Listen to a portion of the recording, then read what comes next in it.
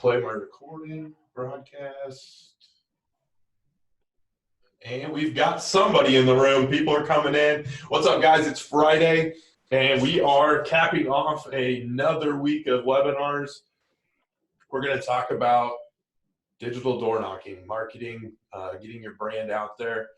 We've got a couple awesome guests today. We've got Joseph Hughes with Contractor Dynamics. I'll let him kind of tell what Contractor Dynamics is here in a second. And then we've got Nick Small from our own team at Company Cam. So Nick is the man behind the scenes, getting all of our ads out there, making sure that you guys are seeing them. So thanks, guys, for jumping in and joining me today.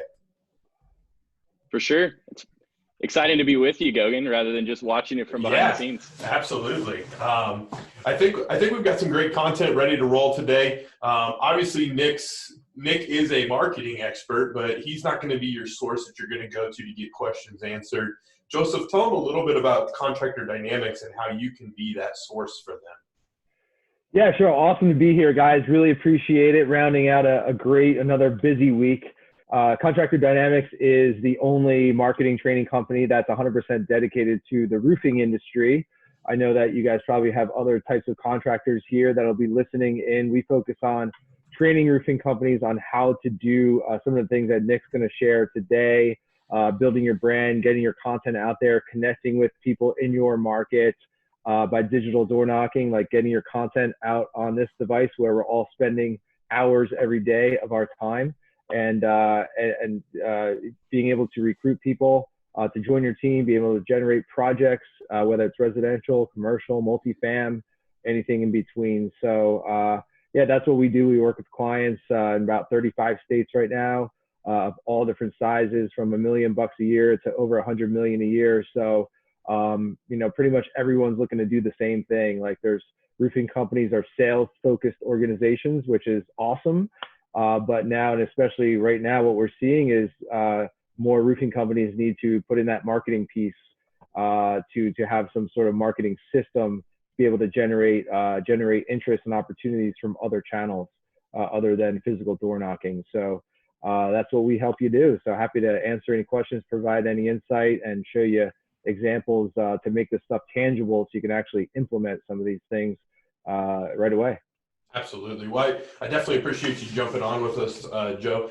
And like Joseph said, they are specific to the roofing space. So if you are a roofing contractor and you wanted to learn more about this afterwards, Joseph's your guy, Contractor Dynamics. If you're in another vertical, which obviously, like Joseph alluded to, we do have those verticals. Let us know. We can help point you into the right direction of somebody that can help with your marketing as well. But let's go ahead and jump right into this thing. The title was on digital door knocking. Nick, obviously, if we were going to go out and try to sell Company Cam and go door to door, we would be having our work cut out for us. So when you hear the word digital door knocking from a contractor's perspective, what does that mean to you? You know, a lot of these guys, they're selling roofs. They're selling. We got a bunch of different industries here besides just roofing, but selling, door to door is a great way to do it. Right now, we're in kind of a weird phase right now. In a lot of places, like, it's straight up illegal. Like, they can't be going door to door. Elsewhere, it's just frowned upon. That doesn't mean that you can't be selling. That doesn't mean you can't be getting in front of customers. Digital marketing is a huge piece of growing your business. And this whole COVID thing is really pushing people into digital marketing. Honestly, this is something that everyone should be doing anyway. Obviously, I'm a marketing guy, so I view this as a safe bet. It may not return the first time or the second time or the third time, but consistency, you're going to see returns by using digital marketing. We're excited to be giving this content today. Hopefully you're already doing it. If you are, hopefully we can give you some new tips and tricks. If you're not, hopefully we can kind of convince you to start doing so. Absolutely. So one thing to maybe talk about real quick, you kind of talked about it there, was, some places I can't door knock at all today. I can't go out and door knock. Joseph, I'm guessing New Jersey, I can't be out door knocking, going door to door, trying to sell anything right now. Is that probably the case? Probably is, although I will say here in New Jersey, at least where we are, it's not really a door knocking state. Like, we never get our door knocked by anyone. Like, it's just not really a thing out here like it is in a lot of areas in, say, Florida or the Midwest. Yep. But yeah, certainly every company has been affected right now, as of now. Right. And what I've seen is not all contracting verticals, but the vast majority have been deemed essential. And so that means I can't go out my normal way and sell, but I can still sell and I can still work and I can still hopefully generate revenue. When we're thinking about some of these things, and let's specifically, can't talk today, focus on Facebook. What are some things that you guys would maybe have people, just high level things on how I can be using Facebook to help generate traffic and leads, those kind of things? So, I mean, first and foremost, like, you just need to be pumping out content. It doesn't have to be big and glamorous. It doesn't have to be overly thought out. It can be as simple as, you know, a selfie video. Company Cam actually runs a ton of ads right now that are basically just selfie videos or filming somebody using the app. A lot of times what these people need to see is just you doing your job. I've got this whole philosophy, and shout out Gary Vee if anyone's Gary Vee fans. He's got this philosophy about, you know, document, don't create. So you don't necessarily need to be like, you know, if you can afford the drone, buy the drone. If you can get crazy with it, get crazy with it. But a lot of times all you need to be doing is just documenting your work. You know, you run into something funky on the job, like take a quick video and explain it. Get your face out there, just be posting it to your Facebook page, build your audience. After that, if you're already doing that, get a spend behind it. Like, you can start boosting those posts to different people. And if you're really savvy, we'll get into a little bit more about like the actual ads manager where you're running ads at different audiences. Then you can be leveraging that content to like just a huge, wide range of people. Or you can be, you know, straight up local. You can get really targeted with these campaigns. Yeah. Joseph, maybe give a shout out. I know you've got a contractor you work with down in the Lake Mary, Florida area. Kind of does exactly what Nick was talking about there, documenting and not creating. Maybe speak a little bit to that particular style of ad, you know, getting into a gated area or in a neighborhood. I guess every neighborhood's considered gated right now with not being able to door knock, but maybe talk a little bit about those kind of ads. Yeah, for sure. So especially, I mean, again, like Nick mentioned it, I think at the beginning, the things that we're talking about now are obviously going to be relevant now. We want to give people tangible things that they can do. However, these are fundamentals that every company should be doing, regardless of whether it's now or a year from now. It's 2020, and the companies that are doing really well right now, like this week, are the companies that have focused on this stuff for the past couple of years, and they built up their brand recognition and they built up their content where they're doing these things consistently. So whatever I'm going to say is relevant now and will be relevant into the future as well. We're building our assets here as companies. So certainly document what you're doing. So if you're out there, you've got builds going on maybe this weekend, or you're just out in the neighborhood, certainly do videos and photos of your projects, show people that you're working. Yeah, if you're in Lake Mary, Florida, or you're in tiny town, Nebraska, or whatever it is, like just do a, you know, a video, a picture, and show people like, yes, we are out here helping your neighbors. And I know that there's a lot of fear and uncertainty out there on social media and in the media. However, our company, roofing and exterior renovation services, are considered essential, and we can actually still provide these services for you without any human contact. So just letting people know that you're out there and you're available for them. There are people that still want and need your services right now, especially if it's like a leaky roof or a damaged roof. There are people that are sitting home with nothing else to do, and they're like, you know what? Let's get our roof taken care of now before summer comes. And that could be a retail situation. Maybe it's out of pocket. So as much as fear and uncertainty are out there, there's still people that want to get stuff done. There's some contracting work going on in the background here. One of our neighbors is getting stuff done today. So like, people are still spending money and getting things done. So first and foremost, get out there in your market, let people know that you're active. And if you can take it a step further, we're talking residential, get a homeowner, get one of your clients on video, 6 feet away, of course, talking about like, hey, you know, I wasn't so sure about how this would work, but you know, this company, ABC Roofing, did such a great job. Amazed at all the technology they were able to use. They gave me this link where I could see all the pictures and videos of what they're actually doing on my roof. And like, if you can get your customers talking about that stuff, like that's going to build a lot of trust in your market. Does that make sense? I love it. Yeah. Talking with Nick, talking to our marketing team, got to know you at Contractor Dynamics really well as Joseph.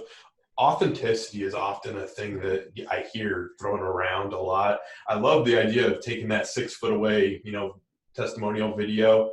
What are your thoughts on just being real creative and saying like, hey, I'm going to sit in the driveway of Mrs. Jones' house.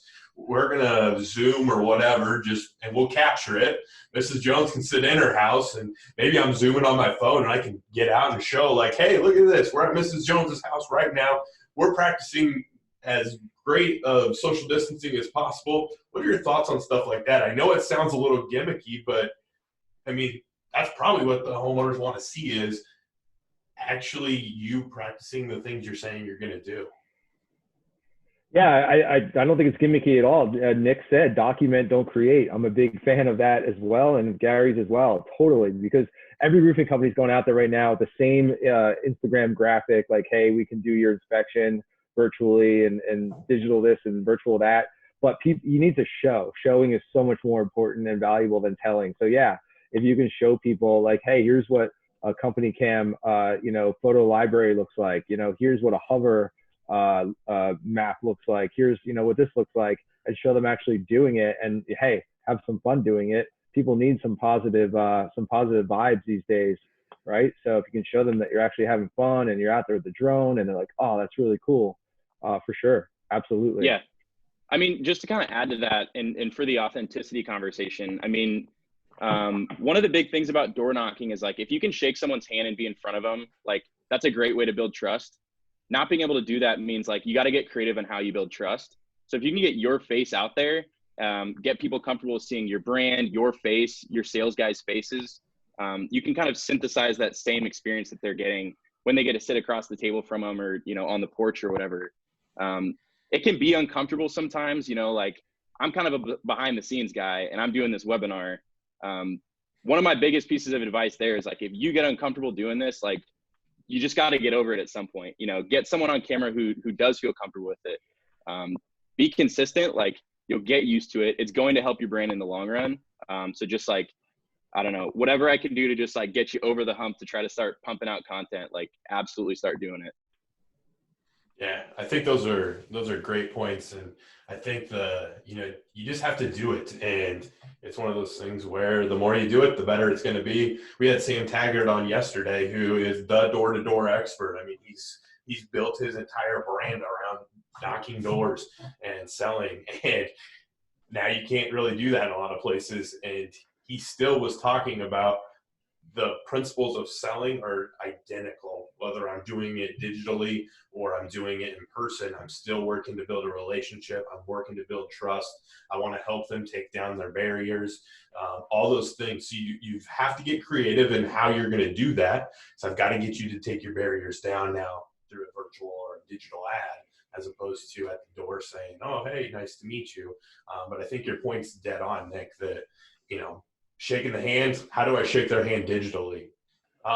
Before we get into some little bit more nuts and bolts and like actual application of some of the ads and stuff, what are some things in your guys' eyes that make digital door knocking maybe even more appealing or a great solution to run alongside door knocking? Say, COVID-19 blows through this summer, we're back out door knocking. Why is digital door knocking still something we need to be doing in our contracting company? Yeah, I'll hop in there. Totally. I mean, digital door knocking is obviously a very hot phrase right now. We have not been using that phrase for years, but we've been teaching that for years, right? So it's like in any given market, say you want to use Omaha, Nebraska, or Dallas, or Orlando, there's so many roofing contractors, especially in those states where there's no licensing. There's so much competition. There's a parade of roofers, especially after a storm. And so like the last thing you want to do is look like a commodity, is look like every other roofing company out there, looking the same, sounding the same, saying the same thing, free inspection, this, that, and the other thing. So this is an opportunity for you to get the attention of people where they're already spending their time and attention, which is right here on this little thing right here, which I mentioned before. So getting those people to understand who you are and to see your value, so that when they do need your services, they're going to call you because they'll be like, yeah, I've seen Michael's content seems like a really good guy. They provide a lot of value. What they say really makes a lot of sense. I want to have those guys do my roof. And when you're getting that call, when they're like, I want Michael to do my roof, we just need to figure out what that looks like and get the paper signed and all that stuff and make sure the price isn't crazy. That's such a different conversation than like, hey, Mrs. Jones, I know I'm the 11th roofer here at your door, talking about this free inspection. Like, you just have to do that whole dog and pony show and try to prove your worth. But yeah, it's all about like, when I talk about brand building, I know brand means a lot of things to a lot of people, but it's about getting your market to know who the heck you are, number one. And then you can start that conversation. So yeah, if you're out there door knocking a neighborhood, especially well, you're not really knocking a gated community, but knocking a neighborhood, maybe where you're building, maybe where there's been a recent storm, you're out there door knocking, you're out there with your door hangers, maybe your yard signs, maybe your trucks, maybe your equipters out there, maybe you've got a catch-all that has some branding on it. And then people are seeing you on their phones, on Facebook and Instagram, on LinkedIn, and they're like, wow, these guys are everywhere. I see them everywhere. It's just going to help all the other things that you're doing already. Yeah, I want to definitely build off of that. I mean, I think my biggest caveat with today's content is like, I'm not an advocate that you should quit doing everything else you're doing and just jump on the Facebook bandwagon. I agree. There's no silver bullet. Like, it's got to be all part of a multi-channel approach. So you should still be doing the yard signs, like keep wrapping your trucks, like stick with the door hangers. When we can get back to door knocking, you should still be doing door knocking. If you're running radio ads, keep running them. Like, you should add this into your mix because it is direct response and it's going to keep your brand top of feed and top of mind. Right now, I mean, yesterday in the webinar with Sam Taggart, he mentioned that prior to all this COVID stuff, at any given time, 2 in 20 people were at home. Right now, it's something like 18 out of 20 people are at home at any given time. If people are at home, they're on Facebook. On the Facebook platform, between WhatsApp, Instagram, and Facebook, there's like 5 billion users. It's insane. Like, almost everybody is on Facebook. And whether people need a roof now or if they need a roof in 6 months, getting your brand at the top of their feed and the top of their brain is going to build more trust in your brand and ultimately fill up your sales pipeline. Sure. I'm going to jump in here because I'm not the marketing expert, but Joseph brought up the equipter. He brought up the catch-all. Those are two awesome things to use what you've already been hearing today. Nick talked about document, document. Can you imagine driving through a neighborhood and not knowing what a catch-all was or what the equipter was? I mean, the equipter is a pretty cool piece of equipment. And as a homeowner, I'm saying, what in the world is in Mr. Jones's, yard or driveway? What a great ad to run in that neighborhood, showing you guys using this cool piece of equipment. A, it lets people know you're in the area. B, it is showing, hey, this is what we're doing. We look professional. We're not just throwing shingles all over the place. Same thing with the catch-all. So I think that, the little things, start putting these pieces together. You guys can really, really create some great stuff. Let's dig in a little bit here. Obviously, when we're talking social, it doesn't have to be digital ads. It can be at the door ad, any sort of marketing. I'm working on trust. I want to grow my leads. And then obviously, if I've got people out there that are my customers, I want to find a way to get referrals out of those people. What are some things that I can be doing digitally? Let's focus just on Facebook here to get some of those things to start happening. Yeah, I think to kind of build off what I was saying before, Facebook isn't the only way. And a big part of this is like, Facebook is a piece of it, but it's solid business. Like, you need to have your other processes in place before you can start pouring leads on the top. So talking about like referrals, repeat purchases, referrals, everything for like a current or like recent customer, using the Facebook platform, there's a lot that you can do within, it's called retargeting. So maybe they recently bought a roof from you. You can do an uploaded list. Maybe they recently interacted with your brand on Facebook. You can retarget based on that. Maybe they just, got to your website. You can start retargeting those people. I think first and foremost, like championing your current customers is huge. That'll make them feel a part of, your brand, and you can then create, like a brand advocate for your roofing company. And then promoting the things that you're doing to reward people for telling others about your roofing company.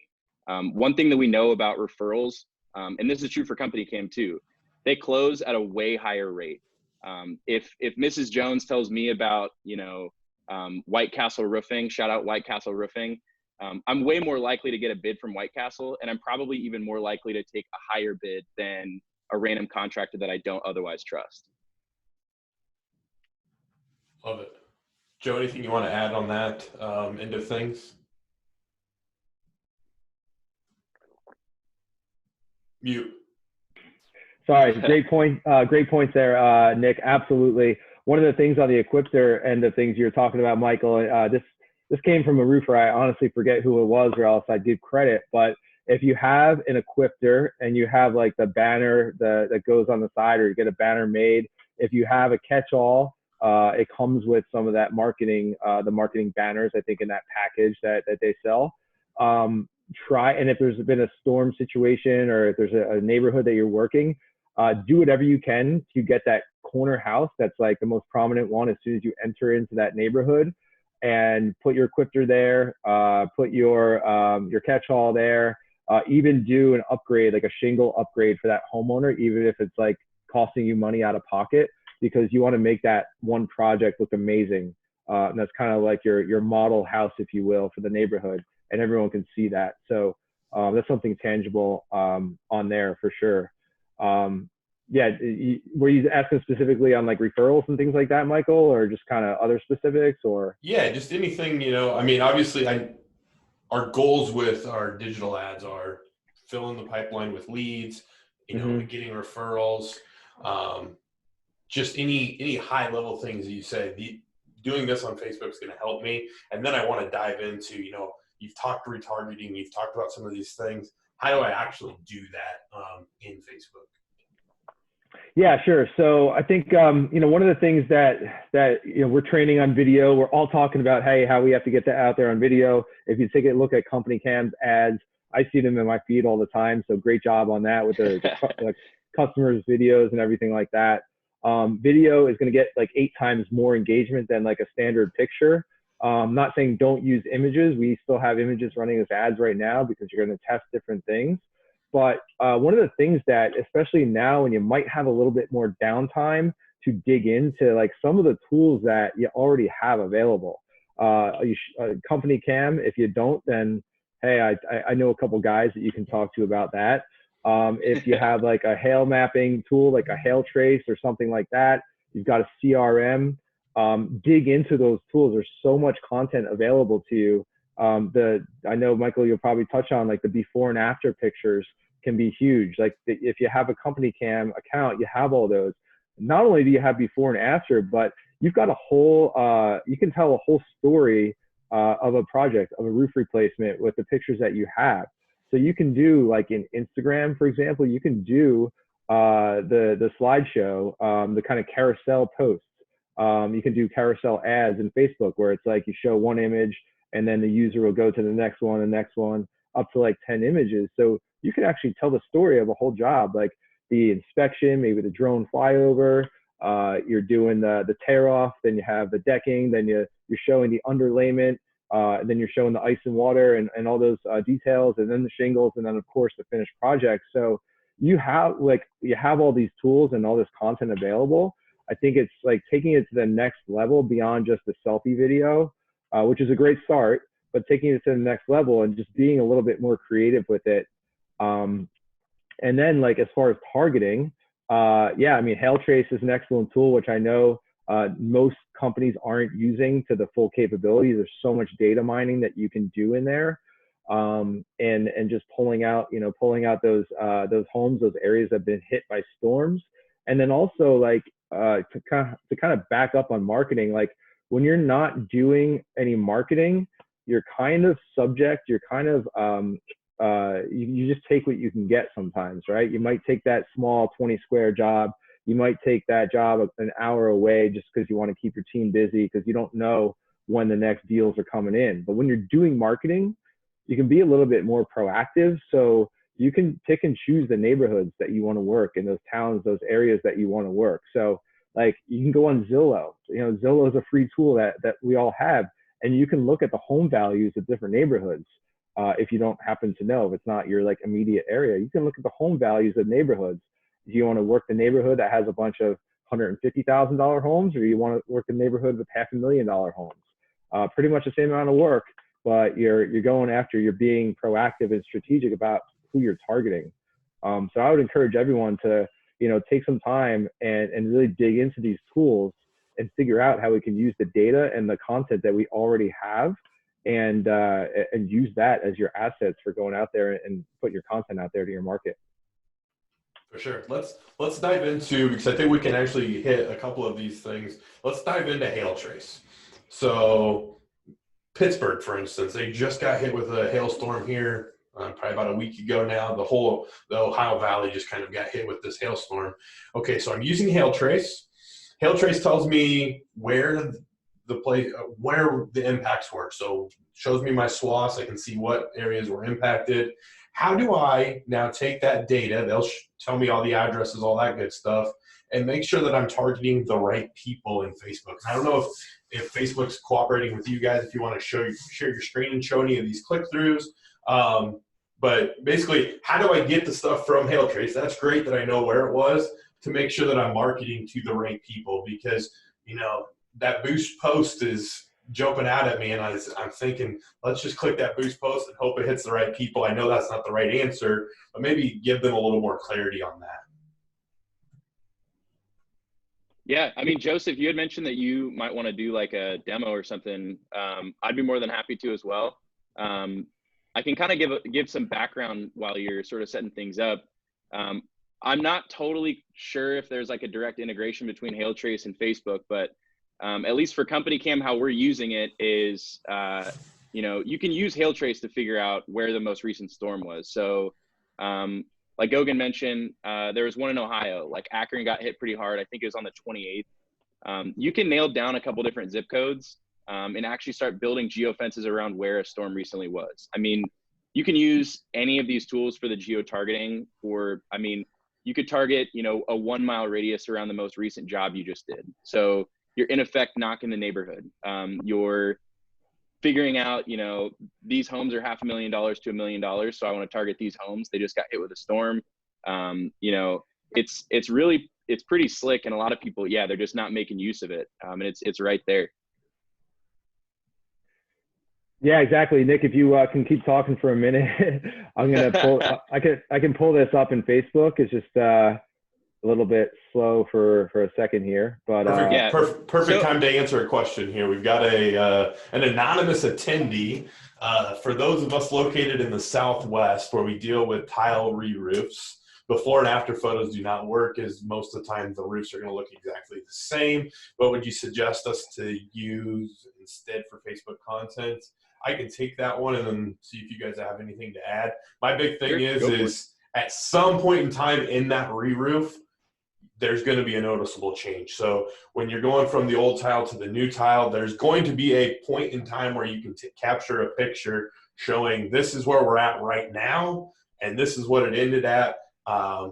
At the end of the day, getting that, showing that there was a transformation. It may not be a huge transformation from the old tile to the new tile. Visually, it might be hard to see, but think about an HVAC unit.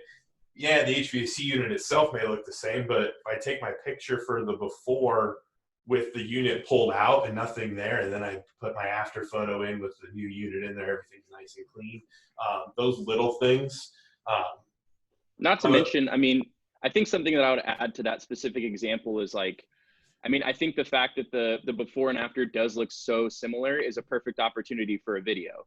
Like, I'm not really super familiar with those tile roofs. So if I see a tile roof that's brand new versus one that's 20 years old, there's a chance that I just think one's dirtier than the other one. You know what I mean? So showing what are the signs of decay on this roof, so that me as a homeowner with a tile roof, I can start being on top of do I need a new roof? Are we in good shape? What are the things I should be looking for? What are the key signs of deterioration? Those are huge educational pieces that, they may just be built into your own prowess. A lot of times as professionals, I tend to think a lot of what I do is just common sense because I do it every day. But here we are talking about marketing for contractors. You know, I'm not necessarily a roofer, so I don't know everything that you guys know. But I do own a home, and a lot of times I do want to know those next level things. And if your company is the one that's teaching me how to, you know, pay attention to those signs of decay or the potential problems and start fixing problems before they arise, I'm probably going to call you guys first. Like, I trust you already. You've been helping me out a ton. I think that's just a huge opportunity there. Absolutely. Joe, while I'll let you, I'm going to have you add something here. I do want to just shout out Will Bates here with Central Roofing, because every time we start talking before and afters, every time I have it in my presentation, I shout out Central Roofing, Will Bates. He was the first person to take me up on when I said, man, I'm creating a before and after on every single project. I'm putting it out on Facebook, and I'm tagging the homeowners, thanking them for their business. These are all things I should be doing anyway. I should get a before and after to show I did work. I should thank my homeowners in some way. I should be putting content on Facebook. Well, he was the first one to take me up on the offer. He forgot to tag the homeowners initially, ended up tagging them in the comments, and it ended up with, I think, like 158 likes. Like 20 maybe comments, maybe less than that. Not a ton of comments, but the stupid thing got 9 shares. And I guarantee you that most content you guys are putting out there, especially organic content, isn't getting 9 shares. So little things that you can put out there, get in front of new lists, new audiences. Joe, do you have anything to add for the solution there on the before and after?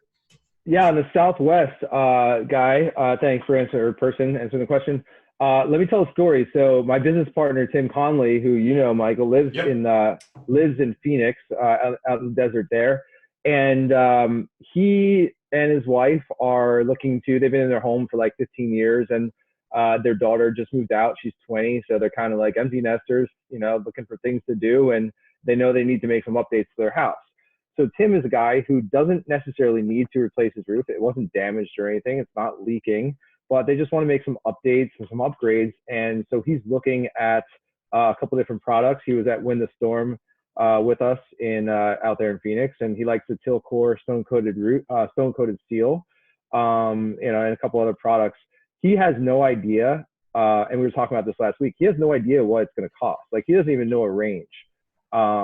And so if you were out there, like, and Tim is a guy who's on YouTube a lot. So if you were out there as a roofing contractor and you put out a video, it's like, hey, here's what a typical tile roof replacement is going to cost for the average home in Paradise Valley, Arizona. Or here's what a stone coated steel roof is going to cost. Or there's probably not too many asphalt shingle roofs out there because it's so hot. But, you know, here's like an average cost. So you're educating those homeowners, and there's a good chance a guy like Tim is going to give you a call and be like, oh, thank you for educating me on this, because I really had no idea. All I was looking for is a range, because I don't want to call 3 roofers to come to my house, give me estimates, talk to them, arrange my schedule, you know, wait for the estimates, probably have to follow up with them to get some numbers to figure out that, like, this isn't even within our budget. Like, so just educate people. I would say, like, take a list of the frequently asked questions that you get from prospects and clients, and do like a 2 to 4 minute video. It can be in your office, it could be in your truck, it could be on the job site, doesn't matter. Just do a 2 to 4 minute video answering each question. You know, what kind of warranties should I look out for? You know, should I get 3 estimates? You know, all that sort of thing. Like, answer those questions, because chances are, if your customer, Michael Gogan, has a question, there's a good chance that a few thousand other people have that same question. So put that out there, and there's gonna be people that are searching for that information out there online. So that's one way to get out there, in addition to the before and afters. There's my biggest nugget takeaway right there.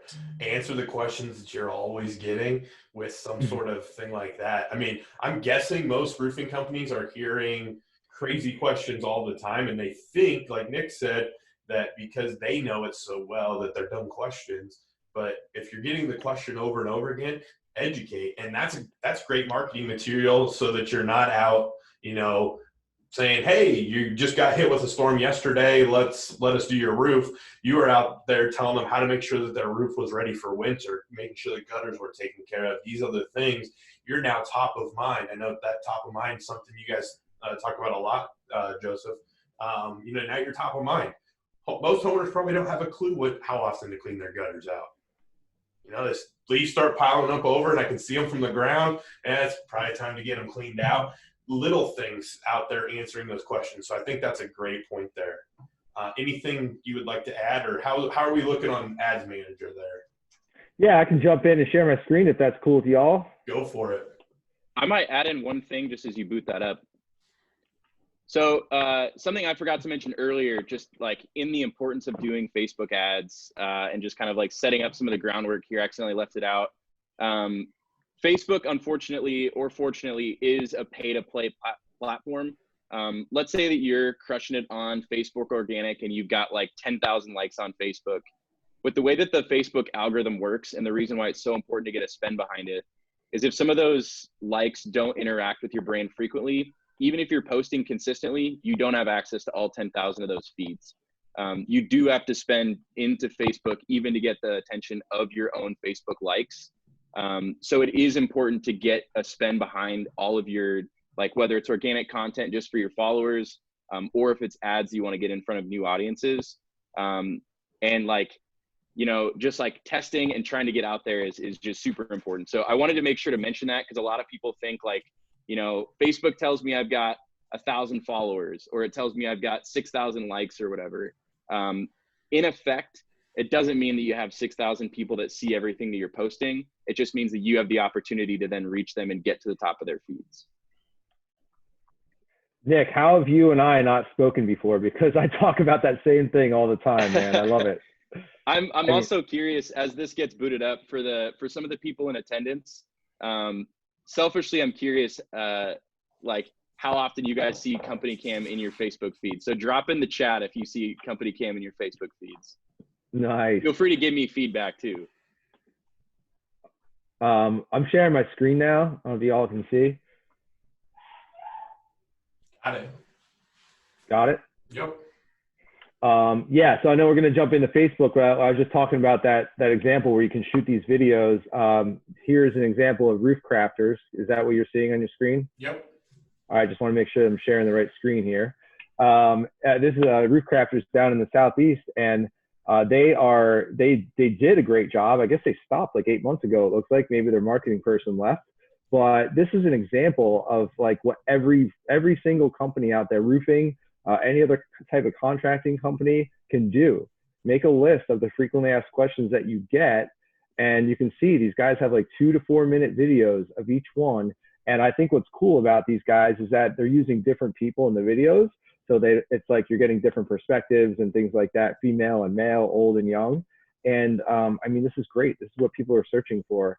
Now this plays into search a little bit with Google and YouTube as search engines, but you can share the same content on your social media channels as well, and run them as ads to amplify your reach and reach more people that in your market. So just want to show like what that looks like. This is completely free to do, like setting up a YouTube channel. You can do it this afternoon or this morning, whenever you're going to be consuming this content. And you can shoot these videos. You don't have to be actively building. If you're holed up in your home office or your office, you can shoot these videos wherever, and then start to build out this library. This is going to be an asset for your company for years. So just want to share that. Love it. Cool. In the same vein as getting inspiration from other companies, if you're curious if your competitor is running Facebook ads right now, you can actually creep on the ads that they're running. So if you go to facebook.com/ads/library, I'll drop a link in the chat here. You can search for any of your competitors or any company on Facebook and look up all the ads that they're running. Yeah, that's huge. So, I mean, getting inspiration from other companies, trying to figure out what other people are doing, I mean, that's just, it can be a huge help. I'm going to spy on Company Cam's ads right now. Perfect, man. So, and this is public information, right, Nick? Yep. So you can see all the ads that Company Cam's running. So if I want to start up a contractor photo documentation app, then I'm going to copy everything that these guys know. Yeah. Quick shout out to my team, Nick Wilkinson and Jordan Smith. They're two of the guys that helped me run all this stuff. That is fantastic. Awesome tip there. Yeah. And my tip kind of to piggyback on that is like, yeah, take a look at what others are doing. But as someone who works with hundreds of roofing companies, honestly, most don't really know what they're doing. So don't copy. don't copy. And also, like, you might see an ad, right? You might see this company cam ad, be like, oh, that's great, I want to copy that. But you don't know all the other context there, like what's gone behind that, like what the audience is, the targeting. Like, there's so many moving parts to this stuff. So use it for inspiration. So I was gonna show Facebook Ads Manager just to give you, or Business Manager. I know Nick mentioned it, like you need to pay to play. It doesn't require a huge budget, especially if we're gonna get like very targeted, like I could dive into.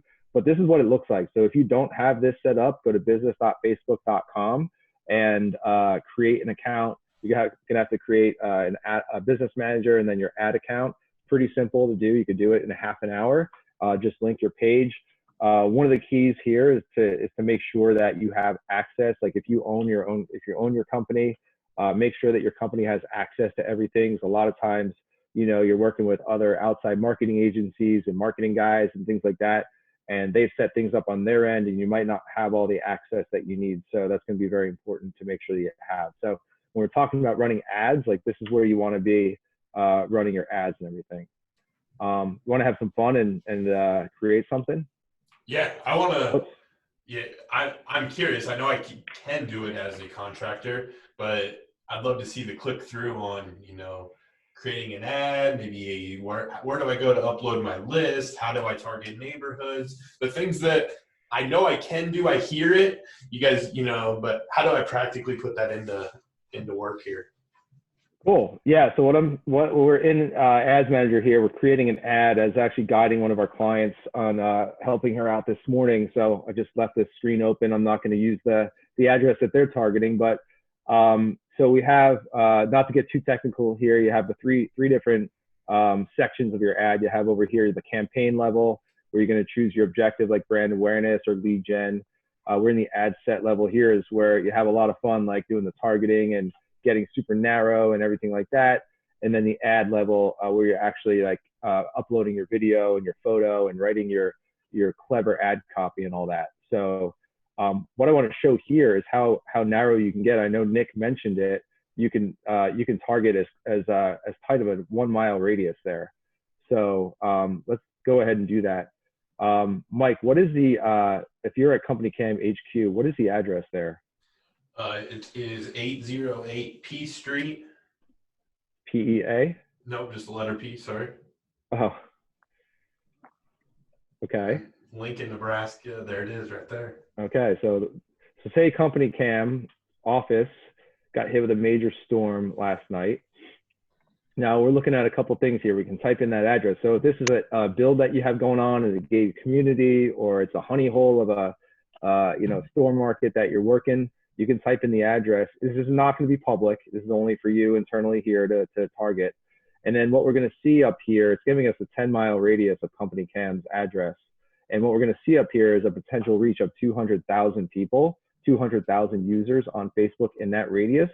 The only other filter I have here is age 25 and up. If we're targeting homeowners, generally you want to do like a minimum of 25 or 30.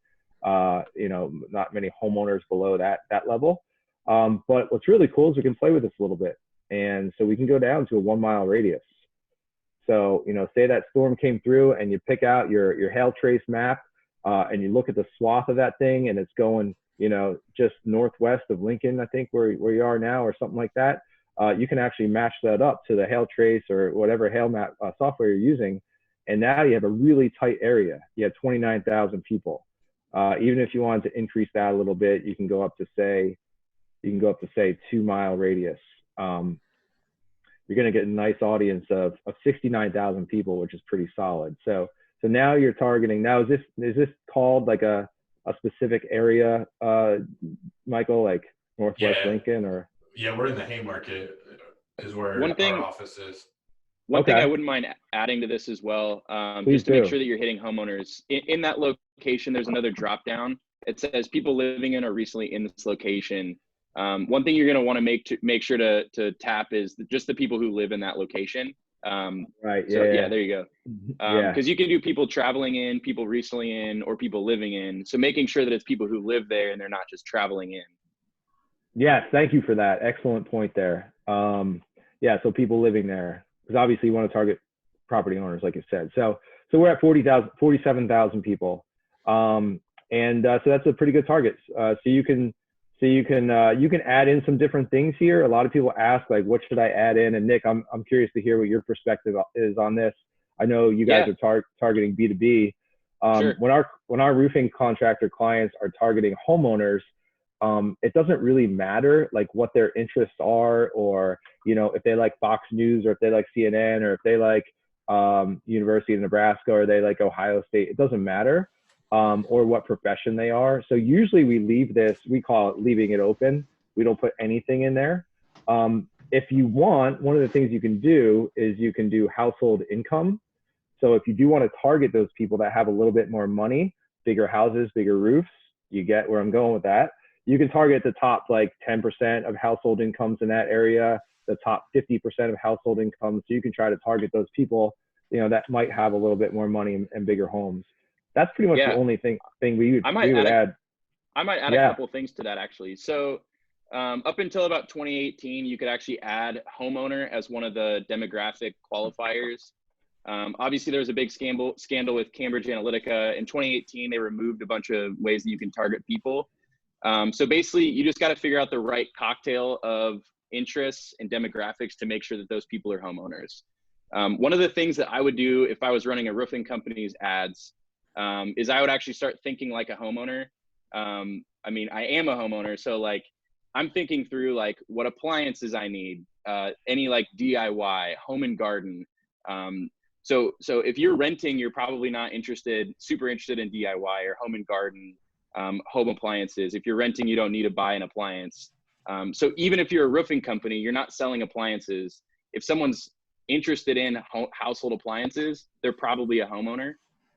Another thing you can add to it is there's a detailed targeting metric or a qualifier called high net worth individual.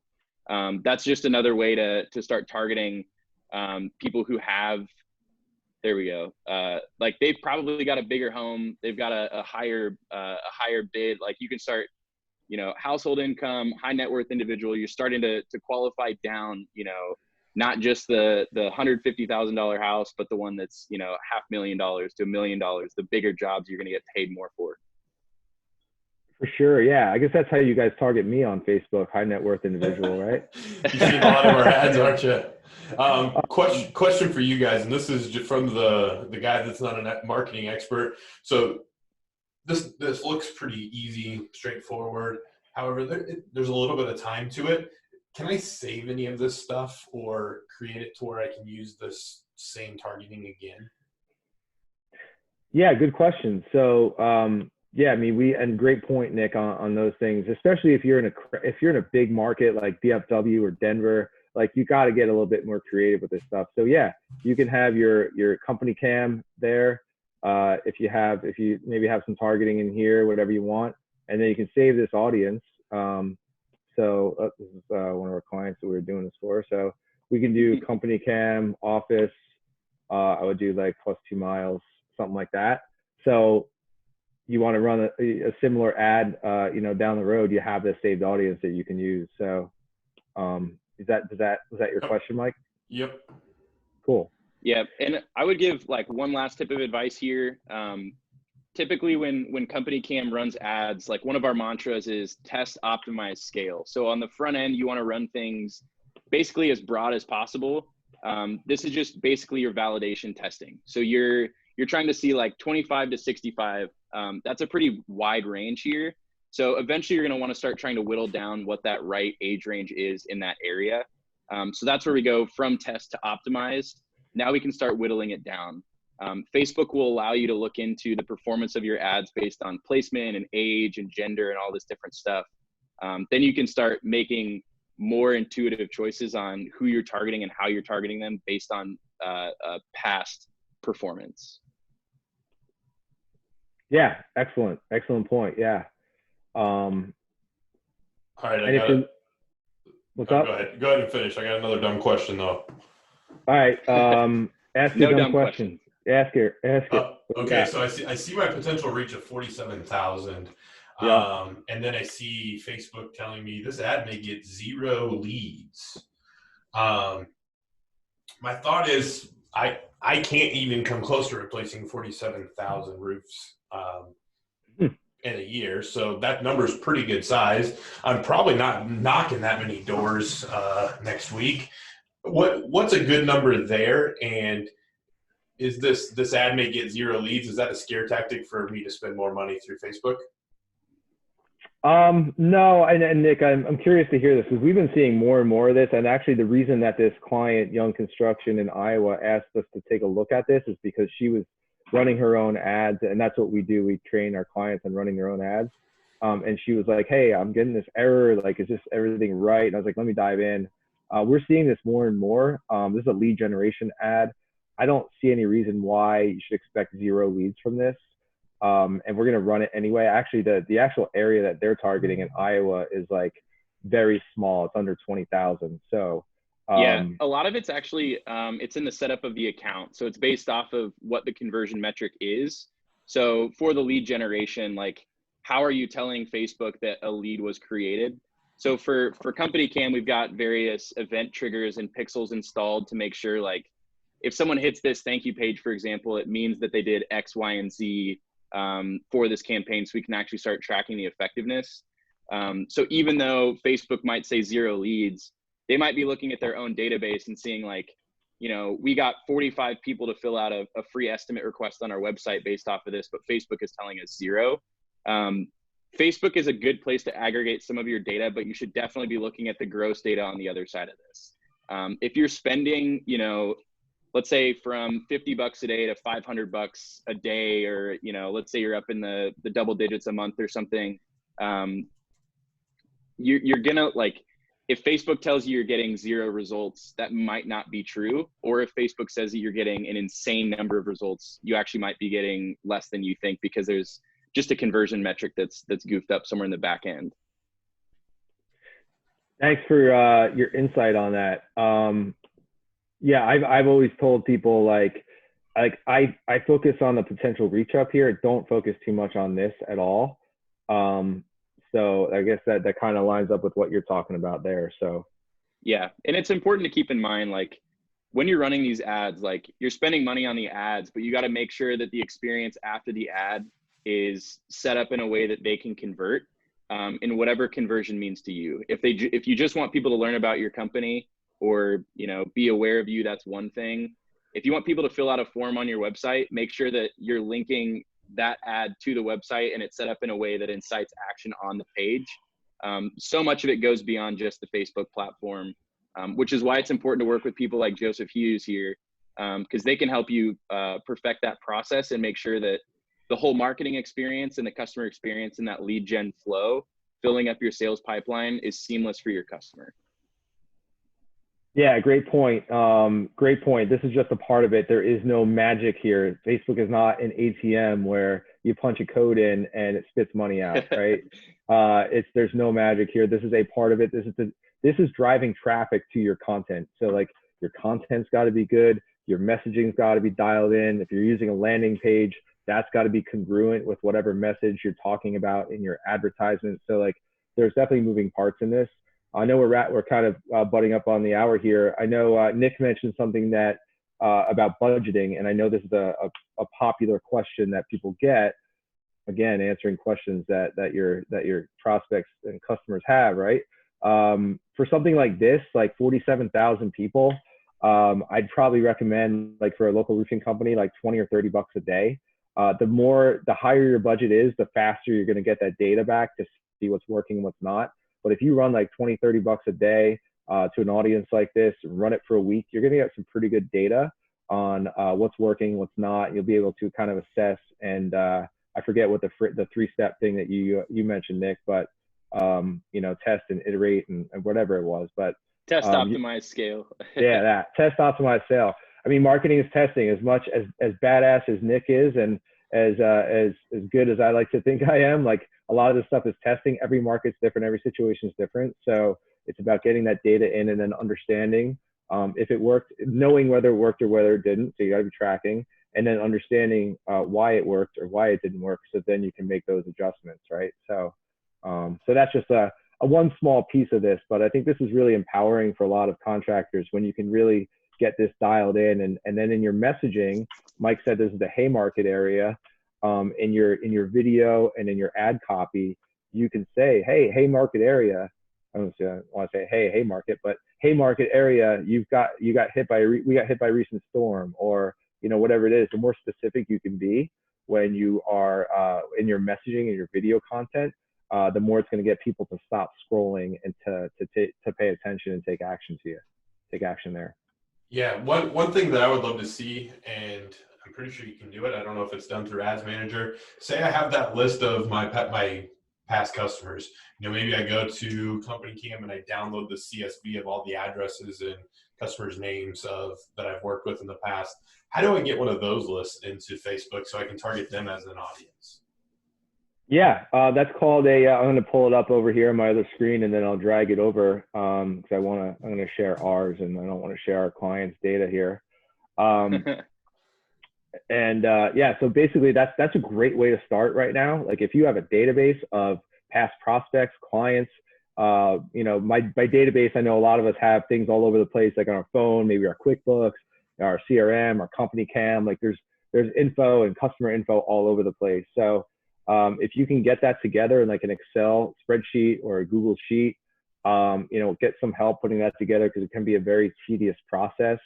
Once you get that, you can upload that database of past prospects, past clients, referral partners, real estate agents, insurance agents, other people that are in like your networking groups that are in your kind of sphere of influence, and you can serve those people ads. It's a great way to stay in front of people, again, to add to whatever you're doing, in your market, as far as your other marketing. So just to share an example here, let me drag this over. So far, so good with technology, maybe a little bit slow, but here we have audiences, and we can go into, again, we're in our Facebook Ads Manager here. So we are going to create an audience, and we're going to create a custom audience. People are getting the peek into our thing here. Create a custom audience, and then we have customer list here. So we can actually upload a CSV file, which is basically an Excel sheet. Yep. We can upload it here, and then we can serve those people ads. So it's a pretty powerful way to be able to stay in front of those people as part of your strategy. Yeah. I appreciate you showing that. Something just to add there, if you go back, the main things that Facebook needs to be able to create those lists is just a handful of qualifiers. Basically, you just need to include at least one of those main identifiers, whether it be the email, phone number, first name, last name. If you're really good, you can get the mobile advertiser ID or the Facebook user ID. As far as like actually getting those to map properly, they've got that download list template there that can help you upload your CSV list in a way that Facebook will understand. The second part to that is don't expect 100% match.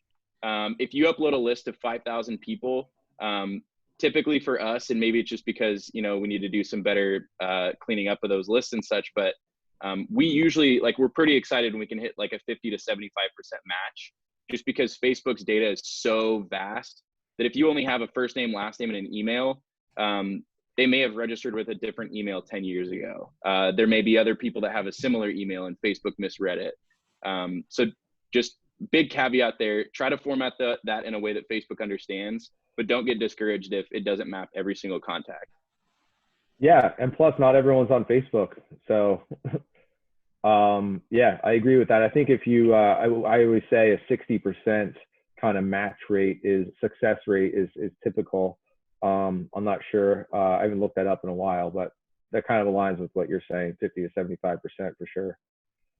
Absolutely. Well, guys, like Joseph said, we're getting right up to the top of the hour. We will turn this content obviously into a redigestible webinar that's recorded, as well as one of our upcoming podcast episodes. I'm going to work with Nick and Joseph to make sure that we get some downloads that we can get out to the people, especially those that are listening in podcast form, that we can get these out to you, because obviously some of this stuff's easier to see than actually hear it. Any parting advice that either of you guys would want to maybe share with these people? And, if nothing else, the reason I do these webinars is to bring positivity to this time. Maybe give them some positive outlook on their marketing and things they can do here in the short term. I've got 3 quick main ones. The first one, don't be afraid to fail. Like, start doing something. You're going to fail at some point. Just get used to it. But, like, get yourself over the hump. Don't be afraid of it. The second part, you're going to hit roadblocks where you don't know how to do something, but don't let that hinge you. Google it. Like, if you don't know how to do something, that should not be your excuse to not do it. YouTube has everything you could ever know how to do. If you want to learn how to play a new song on guitar or learn how to target someone differently or create some new piece of content, just Google it.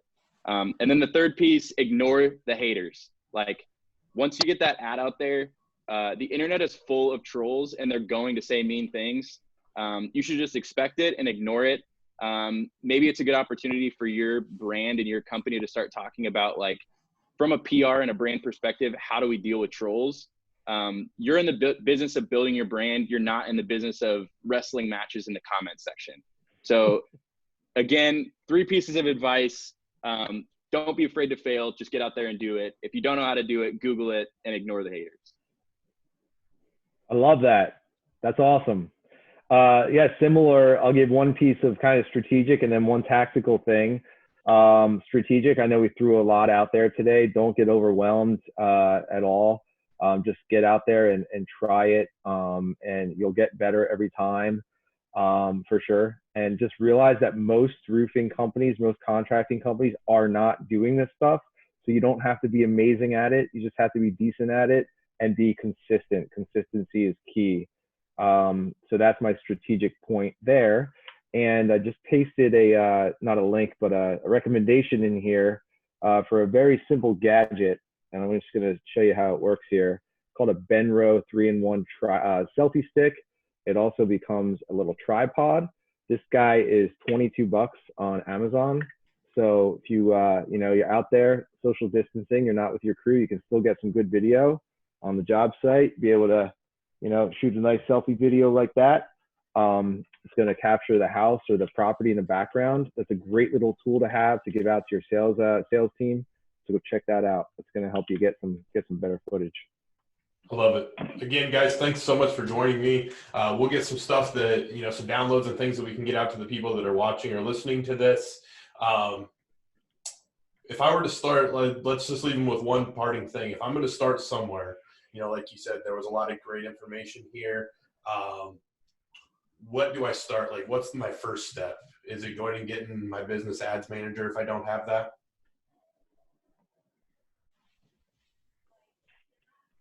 What do you start with?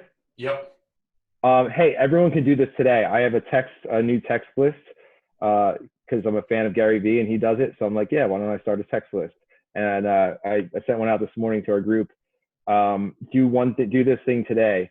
Do a video on your phone and post it to social media, whether it's on your personal, your business, or both. And just give a little encouragement to your community, to your local area. Say, hey, I'm here at the Jersey Shore. So happy to be part of this area.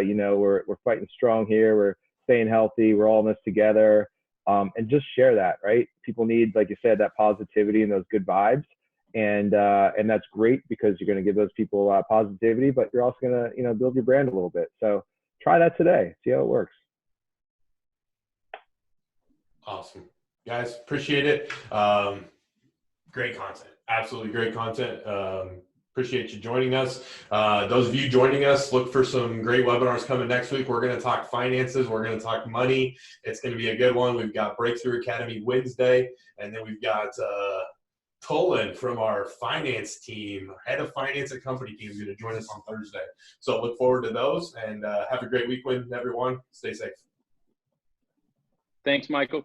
Thank you, guys.